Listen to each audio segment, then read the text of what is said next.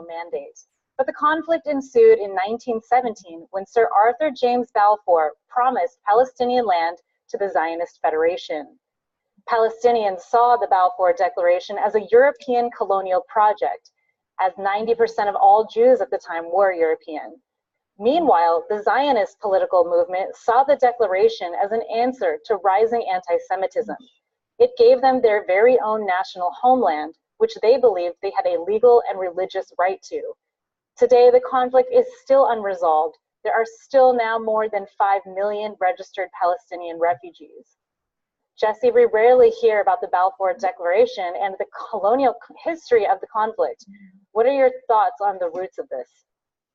Well, again, it goes back to the white people of Europe and colonialism and the blowback from it.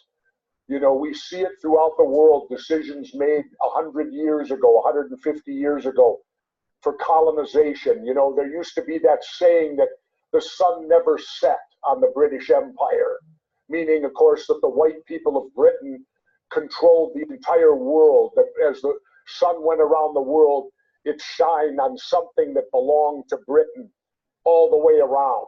That's the problem you have today, is today people have grown up. Today they've become more educated. Today the world has gotten a lot smaller, and the occupation and the colonialism doesn't work anymore.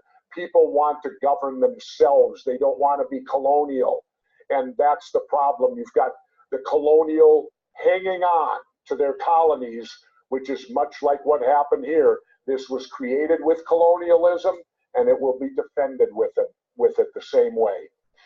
This is very much an occupation. Armed Israeli soldiers have a record of beating, detaining, killing, and torturing Palestinians. They maintain a constant military presence and control and block Palestinians' access to water, medical care, and other critical resources. Palestinians are also forced to intermittently obey curfews, and they don't enjoy the same civil rights as Israeli citizens. Jesse, what do you think about the way that Israel is treating the Palestinians? Well, they're obviously treated like second-class people. They're obviously treated extremely bad. They're not given equal rights. And I think in today's day and age throughout the world, equal rights is one of the most important things that can happen. You're never going to justify a government unless that government gives out equal rights to its people. If it does not do that, then that government will be under some type of attack continually. That's why you see this go on and on. And the other thing, you know, I'm going to expand here a little bit and tell about a private conversation I had, Brigitte. I had a private conversation with then President Bill Clinton towards the end when he was getting out. We were sitting in the library, just he and I, late at night. And he told me this is what his crowning jewel.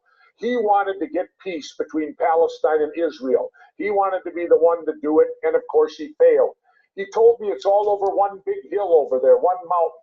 The Israelis believe their sacred religious stuff is there. The Palestinians believe their sacred religious stuff is there.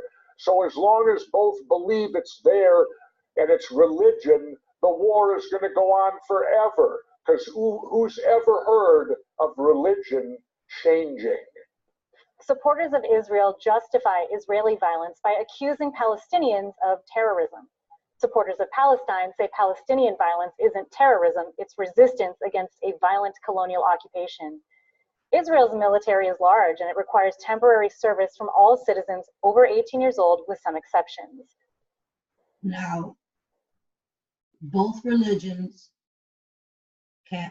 Christianity and Muslim, they all believe in a loving God.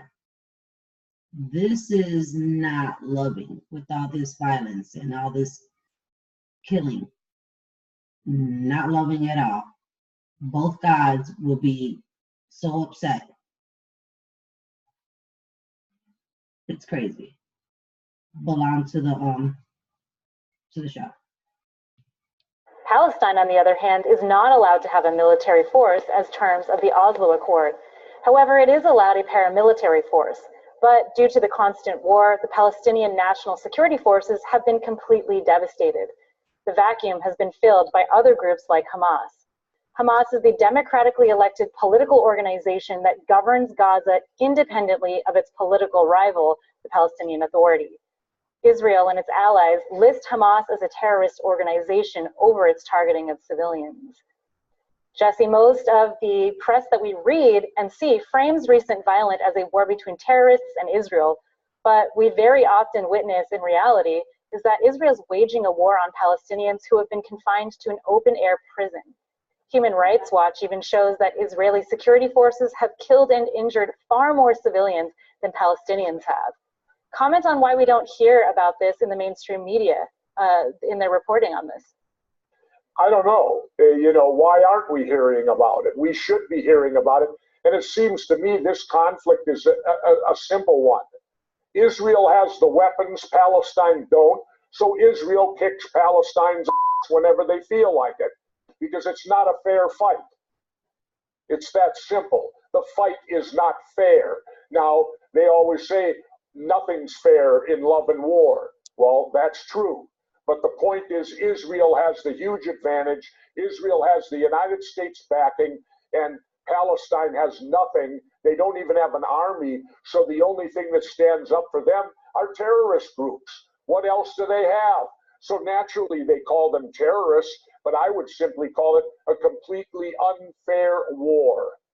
This summer, the Trump administration ended all funding for the United Nations Relief and Works Agency, which was launched in 1949 to support 700,000 Palestinian refugees who were forced from their homes as a result of the war.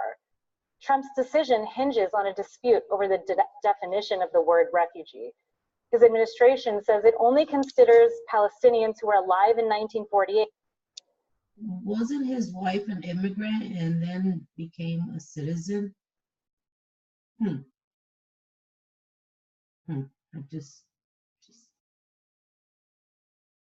just shaking my head.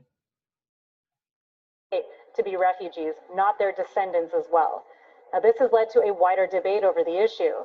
But the refugee status of Palestinians is now just another political tool to show how much the American government sides with Israel.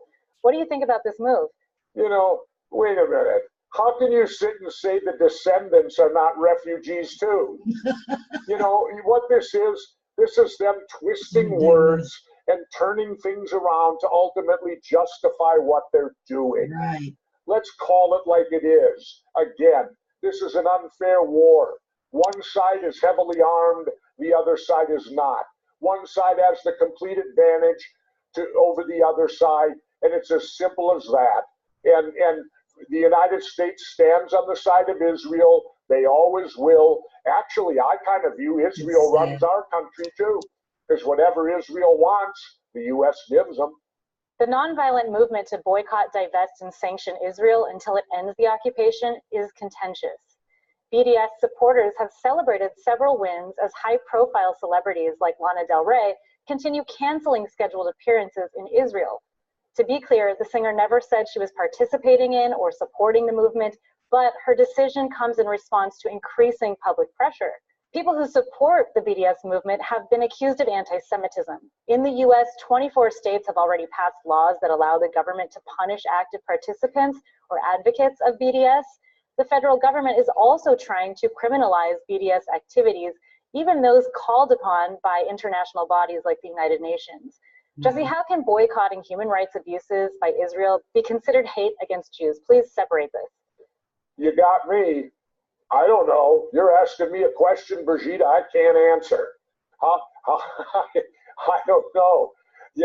This is ridiculous. When you look at human rights violations, they apply from a group regardless of political or what they stand for. Human rights violations are human rights violations. And the United States, as the leader against human rights violations, should hang their head in shame. The same people who say BDS efforts are anti-Semitic say nothing about Israel's new controversial law, national identity law, which undermines the rights of non-Jewish minorities. Why is there so much hypocrisy when it comes to Israel? Well, because the people with the power rule, and the people that don't have the power don't rule. It's that simple. And the people with the power can be as hypocritical as they want to be. Hypocrisy runs supreme when you got the power. It's time for a quick break. When we return, Jessie sits down with author Allison Weir to discuss what she learned on her fact-finding mission to the region. The world according to Jessie.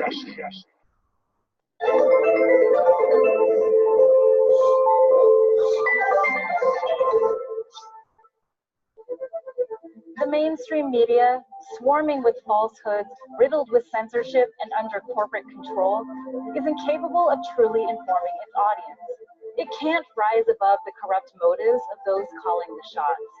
When you awaken to this fact, turn to RT America, where we dare to question more.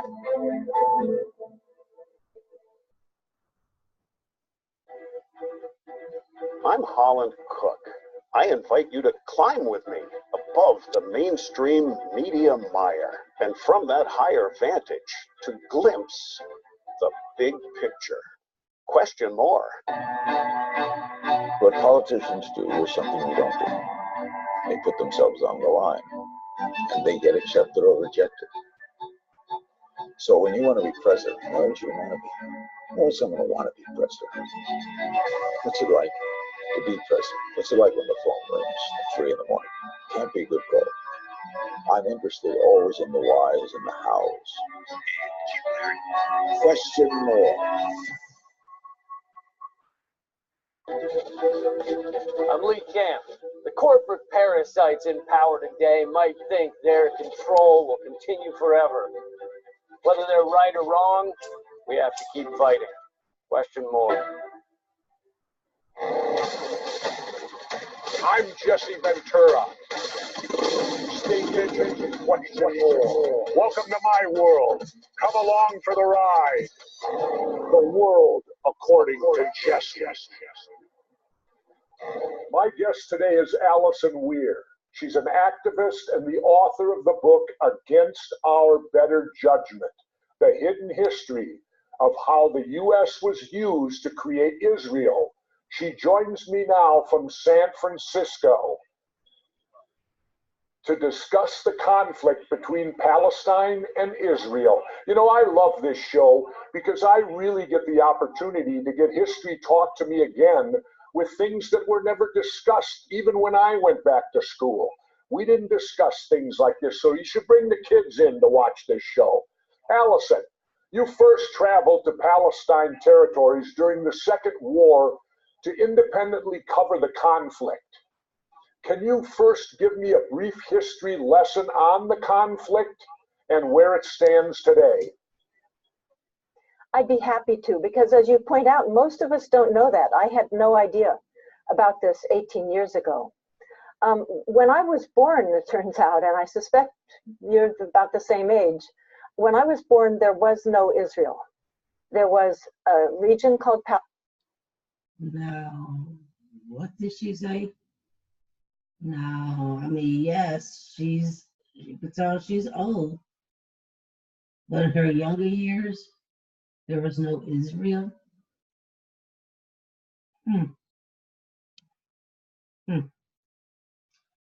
And keep going. Palestine that at that time was under the British Empire. It was largely, the conflict did not originate from the region. Some people are led to believe by media coverage and I suppose by movies, etc., that this conflict has been going on for thousands of years, people will say. It's not true.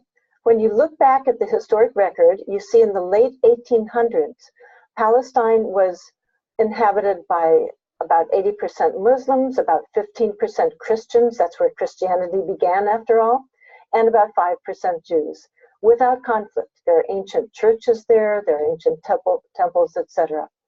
What happened is that there was a political movement that began in Europe and very quickly in the United States in the late 1800s that had the goal of pushing out those inhabitants, 95% of them, in order to create a Jewish state.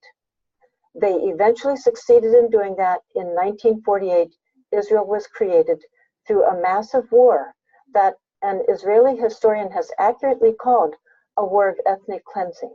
That's what this conflict is about. Now, while you were on the ground, Who did you talk to and what did you discover there? I was there in early 2001. This is a period, it was the second major uprising by the Palestinians against the occupation and against the Israeli oppression that they were living under. So I went over there as a freelance reporter. I had known very little about the issue. I always tilted towards Israel. I had seen Exodus with Paul Newman, and I was very sympathetic to Israel. But during this uprising, I began to look into it as a journalist. And online, I was very disturbed at what I thought seemed to be going on. So I traveled over there as a freelance independent reporter.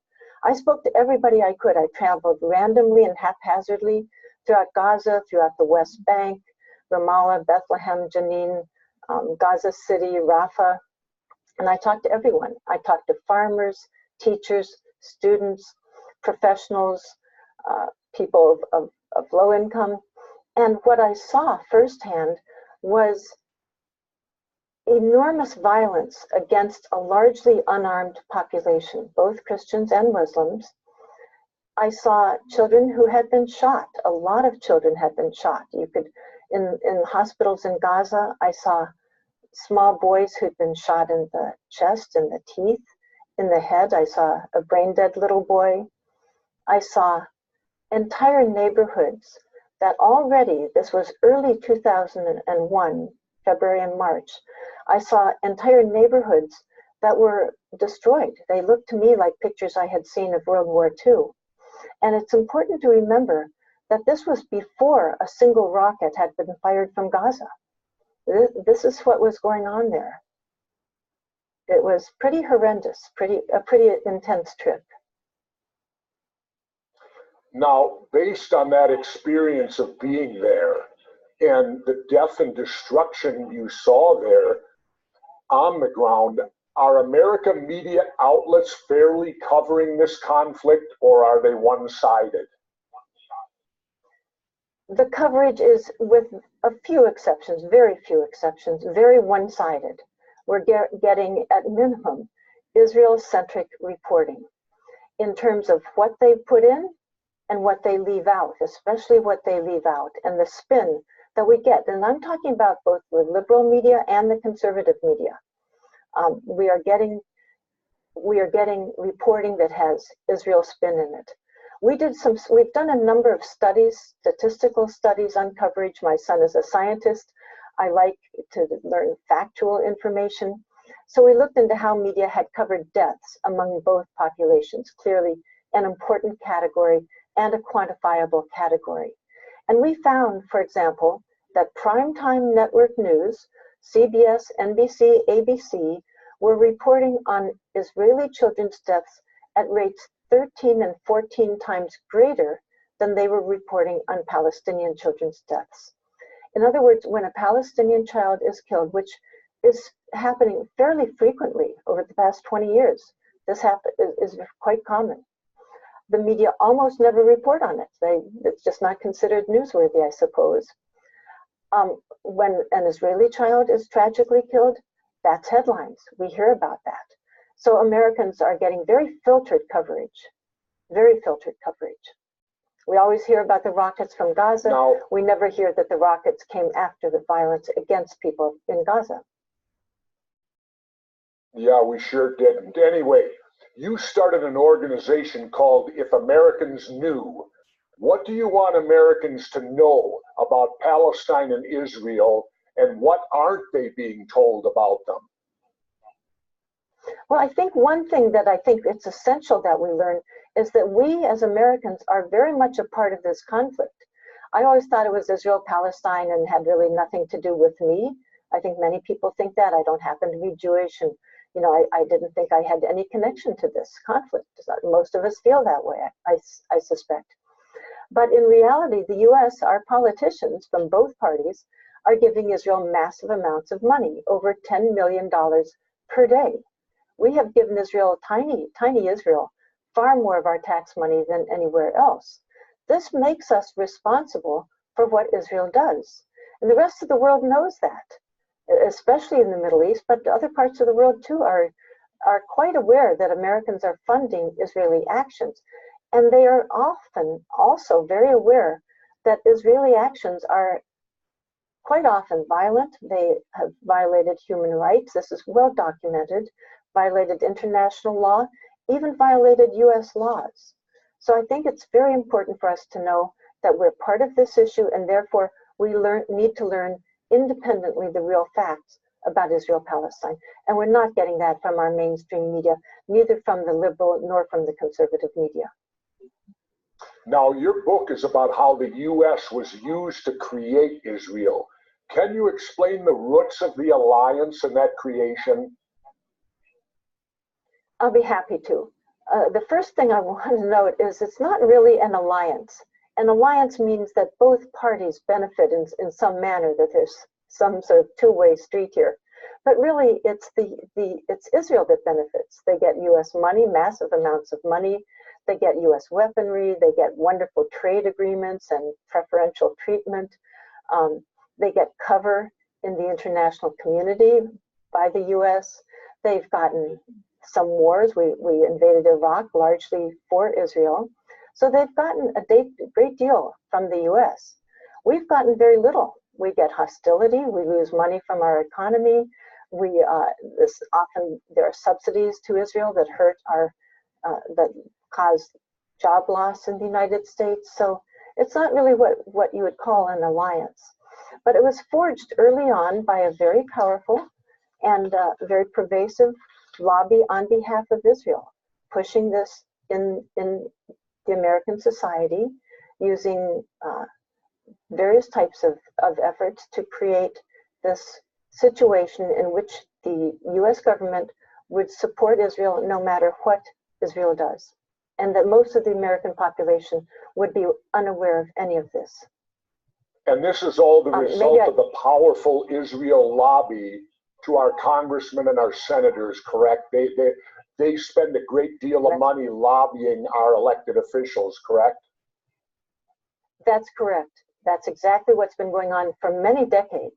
I should point out that at the beginning, when this lobby became active, before to create Israel, our experts in the State Department, in the Pentagon, in the intelligence agencies back, decades ago under Truman and before, were recommending against supporting Israel because it would be detrimental to the United States. There were numerous studies and memos and reports all saying that this would be bad for the US. These were coming out of the Pentagon, the State Department, etc. But what we had then and what we have now are individuals and groups that organize huge campaign donations to our politicians from both parties that they will give to those politicians if they toe the line on Israel. And if they don't toe the line, then that money will go to their opponents. This is widely known in Washington, D.C. This is how it works. This is what's going on right now. When you look into it, it's quite blatant. There are numerous political action committees with somewhat deceptive names that give money to Israel, and billionaires like Chaim Saban and Sheldon Adelson that are giving to our candidates on condition that the candidates support Israel, no matter what Israel does. It goes to show you that the system of bribery is so alive and well that the Democrats and Republicans have created. Now, how does America's cozy relationship with Israel affect the geopolitics in the Middle East? What happens because of this?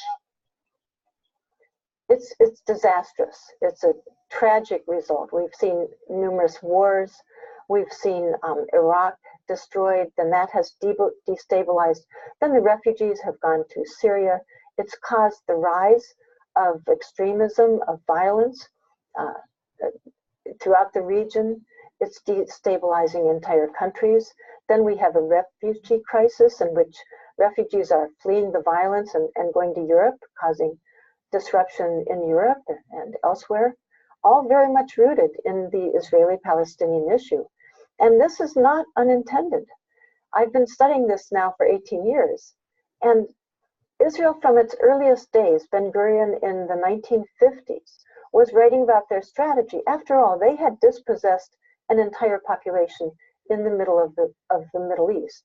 So their strategy was they had to prevent any of the surrounding countries that naturally would support the rights of the refugees to return home, they had to prevent any of those surrounding countries, Egypt, Syria, Jordan, other countries, from becoming successful enough to challenge Israel. So they either pushed through policies in the US in which our tax money would be used to buy off Egypt and Jordan, and that's what was done. They both get lots of US tax money too.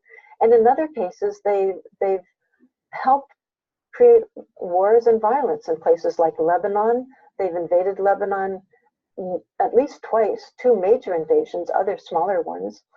They now have the US, our hostility towards Iran is very much being pushed by Israel and the Israel lobby. It's created instability and tragic in the Middle East, and that is dangerous for the entire world. Allison, I hate to stop us, but we're run out of time. I want to thank you very much, very, very much, for this phenomenal history lesson on the world according to Jesse. Thank you. The world according to Jesse. Let's turn to the viewers. We asked people on social media, what message does moving the U.S. Embassy from Tel Aviv to Jerusalem send to Israel, Palestine, and the international community? Is this a smart decision? Why or why not? Charles says it's largely symbolic gesture that will likely have negative international consequences. While I'm sure it pleased the Kushner bloc, it's a waste of time and capital that will do nothing for the stability of the region. Jesse? Well, I agree with him. In fact, I think it destabilizes the region. If they'd have left it where it was, no one would be protesting over anything, but they chose to move it, which helped to ramp up dissension and get the ball rolling and light the fire. Daria says the same message we've been sending. We have no integrity or consistency when it comes to human rights or international law. We and our allies do what we wish, and we always get a pass. And he's absolutely correct on that. The United States never looks at itself for human rights violations. They never look at our allies for human rights violations. But boy, we're quick to go to war when somebody else does it, like maybe Syria. Oh, we'll pump rockets into no end if Syria does it. But if anybody else does it who's a friend of ours, gee, we happen to look the other way. Thanks for watching. Send us your comments on Facebook and Twitter for a chance to be featured in next week's episode when we investigate the exploitation of college athletes. And remember, when the government lies, the truth becomes a traitor. Stay vigilant, people. I'm Jesse Ventura. Stay vigilant in 2024. Welcome to my world. Come along for the ride. The world according to Jesse.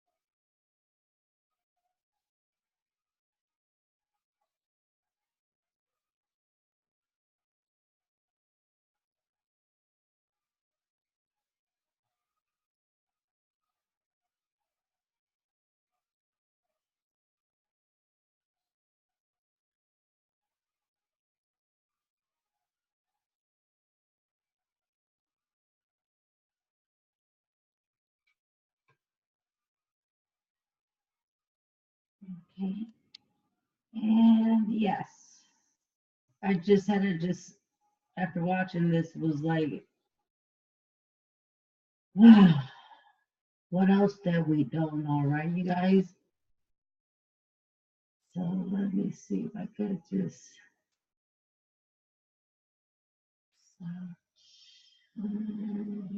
stop sharing.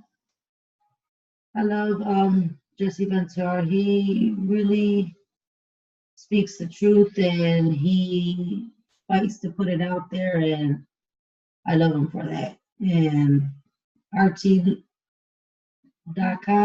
and they're doing amazing putting out the real news out there, and some that the mainstream media is not.